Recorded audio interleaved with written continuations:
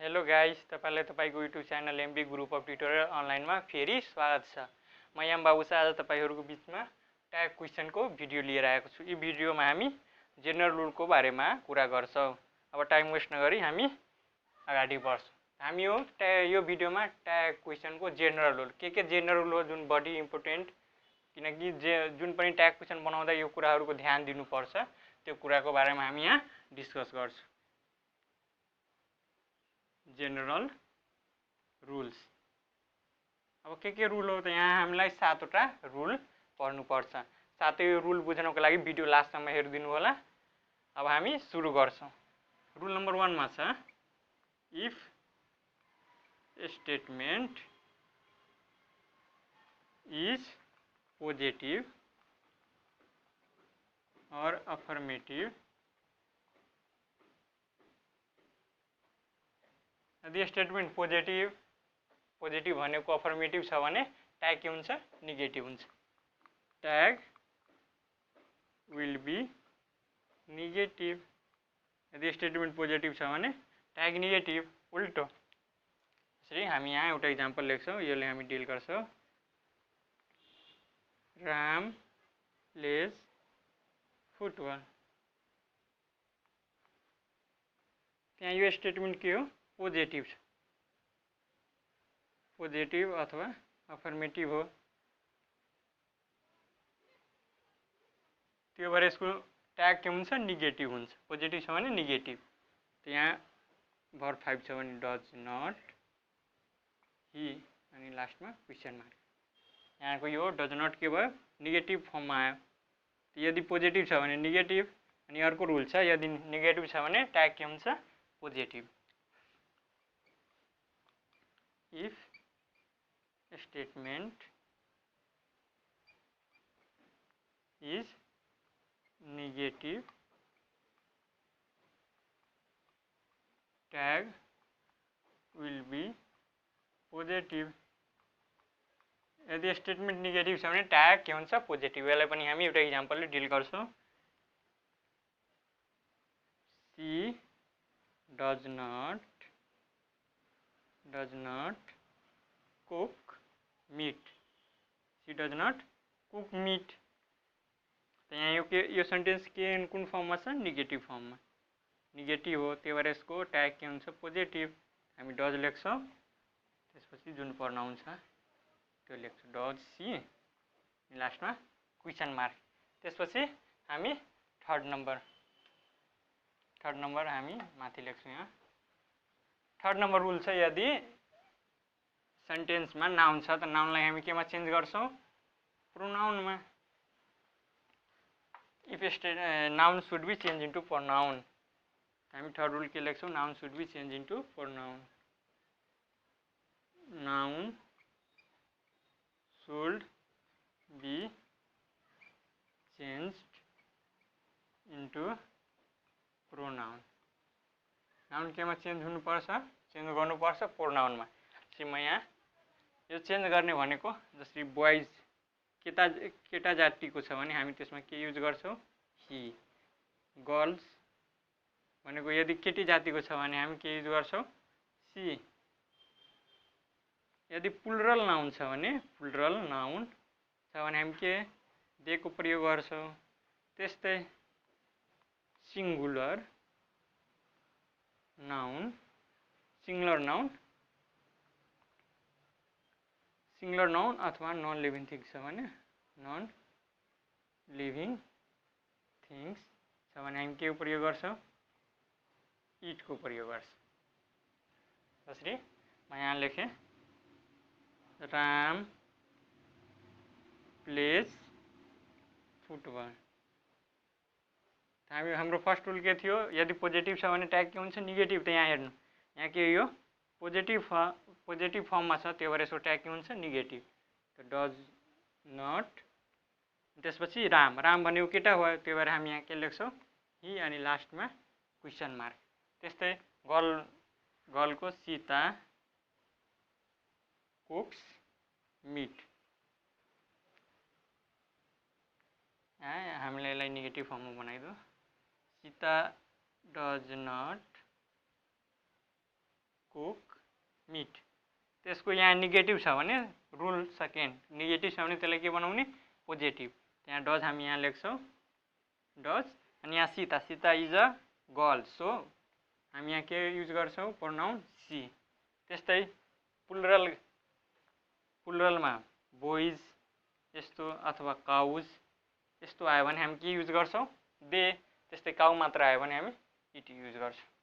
अथवा pain book यस्तो आयो भने हामी के युज गर्छौँ इट। यो थियो हाम्रो थर्ड रुल। त्यसपछि फोर रुल। फोर रुलमा छ प्रोनाउन जुन हुन्छ प्रोनाउन त्यो लास्टमा युज हुन्छ। फोर रुलमा हाम्रो छ pronoun should be used, pronoun should be added at last। हामी लास्टमा के गर्छौँ प्रोनाउनलाई एड गर्छौँ। त्यसरी मैले यहाँ एउटा इक्जाम्पलमा प्रोनाउन, नाउन होइन प्रोनाउनको इक्जाम्पल लिन्छु। She sings well, she sings well, यो के भयो प्रोनाउन, यो प्रोनाउन भयो। त्यो भएर यो प्रोनाउनलाई हामी लास्टमा युज गर्छौँ। त्यहाँ यहाँ भर्ब 5 छ, भर्ब 5मा के हामी डज नट, अनि यहाँ यो के हो पोजिटिभ फर्ममा छ, त्यो भएर ट्याग के हुन्छ नेगेटिभ। अनि यो प्रोनाउन हामी त्यसपछि लेख्छौँ सी, अनि त्यसपछि क्वेसन मार्क। यो थियो हाम्रो फोर्थ रुल। हामी यो डज नट कसरी आयो, डज कसरी आयो, यो कुराहरू हामी स्पेसल रुलमा पर्छौँ। यो जेनरल रुलको पार्ट हो, त्यो भएर हामी यसमा कुरा गर्दैनौँ। पहिले यति कुरा बुझौँ।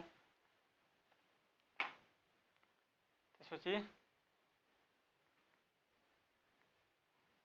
5 नम्बरमा छ question marks should be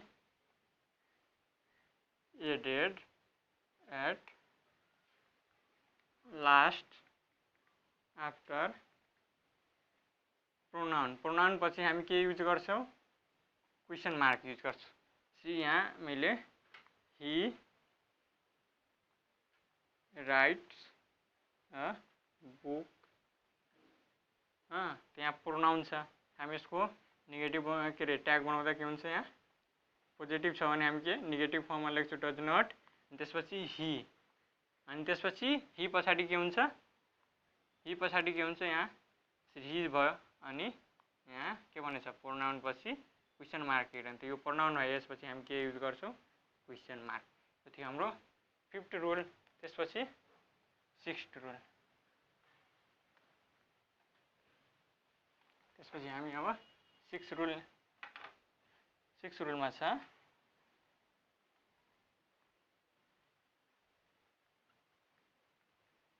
the auxiliary verb after कोमा, कमा पछि आउने auxiliary verb should be written in a small letter, should be written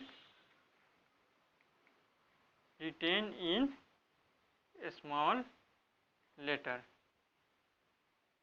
auxiliary verb पछि आउने के अरे कमा पछि आउने एक्जुलरी भर्ब स्मल लेटरमा हुनुपर्छ। जसरी मैले यहाँ she will go to temple, she will go to temple, त्यहाँ कमा भयो, कमा पछि जुन एक्जुलरी भर्ब आउँछ यो एक्जुलरी भर्ब हामी स्मल लेटरमा लेख्छौँ विल, अनि त्यसपछि यहाँ के हो पोजिटिभ छ भने ट्याग के हुन्छ नेगेटिभ, विल नट सी भनेको यो ठिक हो, अथवा यसको कन्ट्याक्टेड फर्ममा हामी लेख्छौँ वान्ट सी, यो ठिक हो।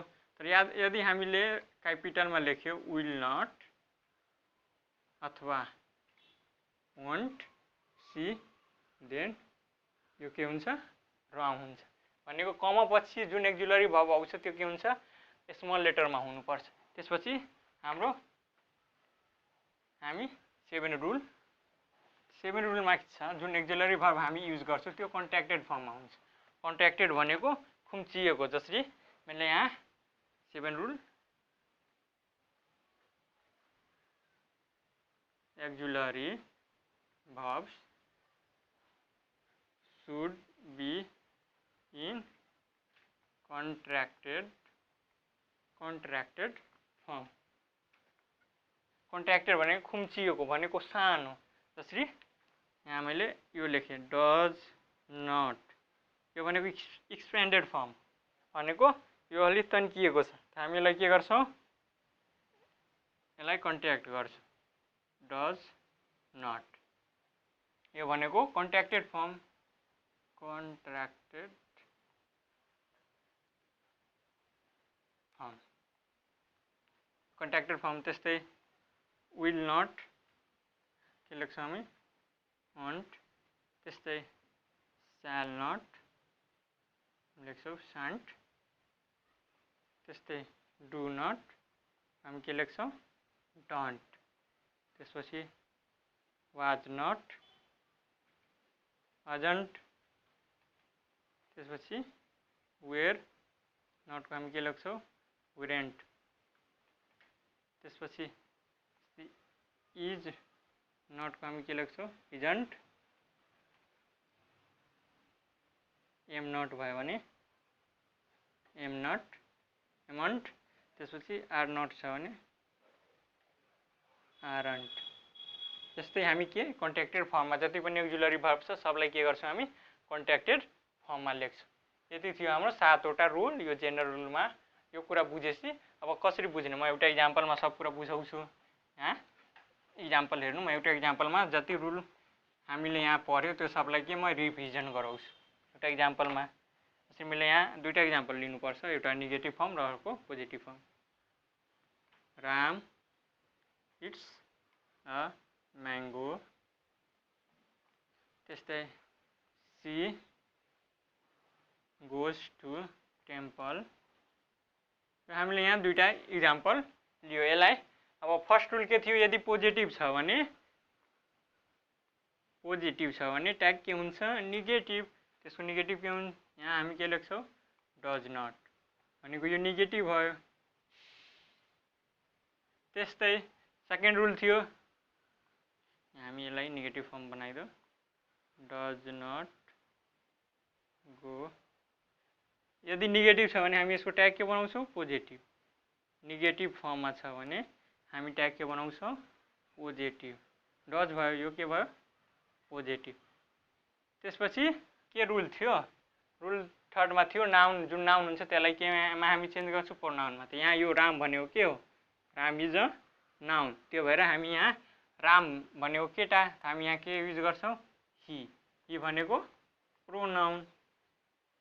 त्यसपछि फोर्थ रुल के थियो, जुन प्रोनाउन हुन्छ त्यो सबभन्दा लास्टमा युज हुन्छ। त यहाँ she is a pronoun, she भनेको के हो, प्रोनाउन हो, त्यसलाई हामी के लास्टमा युज गर्छौँ। डज पछि हामी सी को प्रयोग गर्छौँ भनेको यो लास्टमा भयो।